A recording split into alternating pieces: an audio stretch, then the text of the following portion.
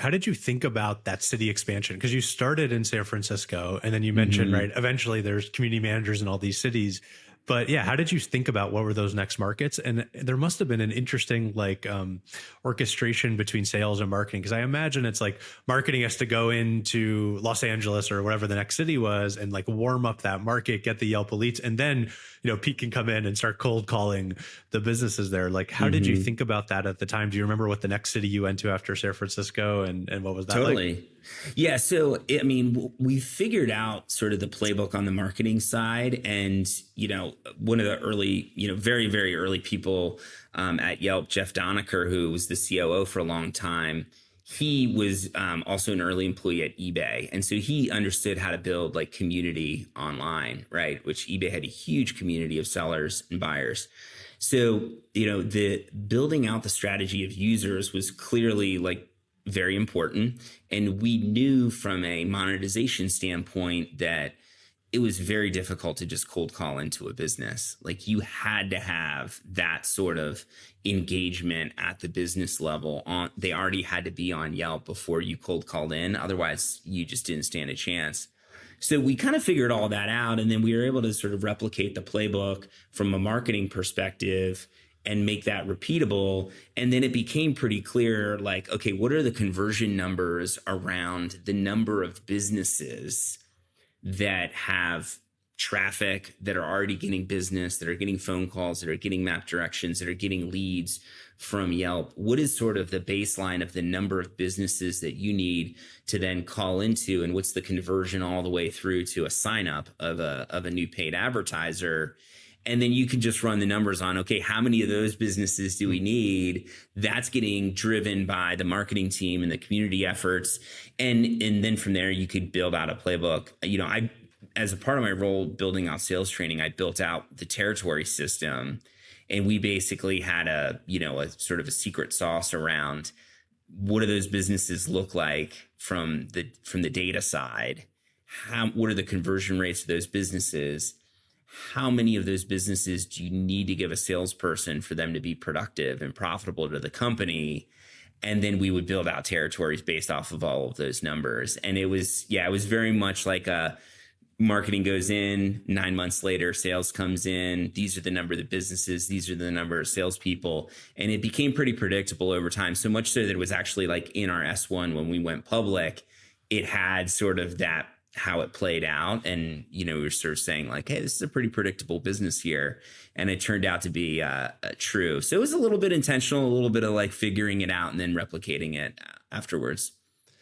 When you were on the phone with these customers, was there a moment where you look back and you're like, wow, this is really working? Like, was there just a moment in time where like, wow, I can see the future of this. Like it actually works. These customers are happy with the product we're selling. It's sort of like shooting fish in a barrel. Like everyone wants to buy the advertising. Or did it feel more of like, I don't know, a slog kind of the whole time to get to that repeatable motion that you kind of just outlined? Yeah. I mean, it definitely always was a bit of a slog, like, cold calling into businesses. And if you look at sort of the conversion numbers, which I can't totally get into today, but, if you look at the conversion numbers as far as, the number of calls it takes to get a hold of someone and everything else, like there's a lot there, and a lot of work that goes into it. But I think there were a couple things as far as thinking about when we realized this was going to work. The first thing that we thought about, sort of the early people on the team, and maybe this is sort of a bad thing to say, but we were kind of like, if we can hire someone who's not incredible at sales and they can still get to their number, that's going to be a really, really good sign.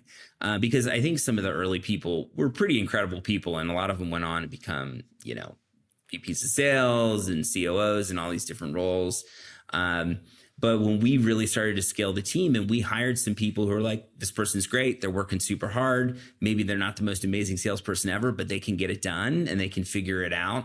That was a really good sign when we started to see that. And when you could sort of build out a script and train people and then make them productive, a month or two later, even if they hadn't done sales before, that of course is like super encouraging. So that was the first thing. I think sort of setting that aside, even before that, was being someone who lived in New York and then moved to San Francisco. I actually never thought the product was going to work in New York. I just didn't think we were going to be able to cold call into businesses in New York and actually get through to them and sell them advertising. I thought we were just going to get hung up on like all day long. And so I remember when we expanded into New York, and I was just like, this is going to be ugly. And when the team actually started getting it done in New York, I was like, wow, like this is going to actually take over the country. Like it's going to, if we can win in New York, you could win anywhere. And that was a pretty big moment, like for me, you know, having moved across the country and then seeing the product actually work back in New York. I was like, okay, this is like the real deal. This is going to be a big thing. So.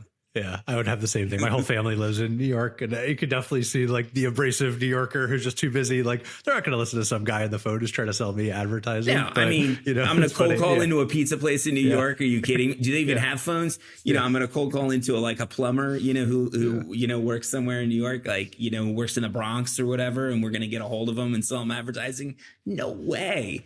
But we ended up like actually building out our first sales office outside of San Francisco in New York.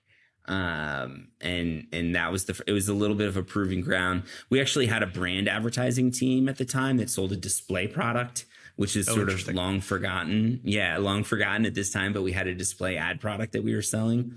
And so yeah, that was happening as well, which, you know, I could get all into it.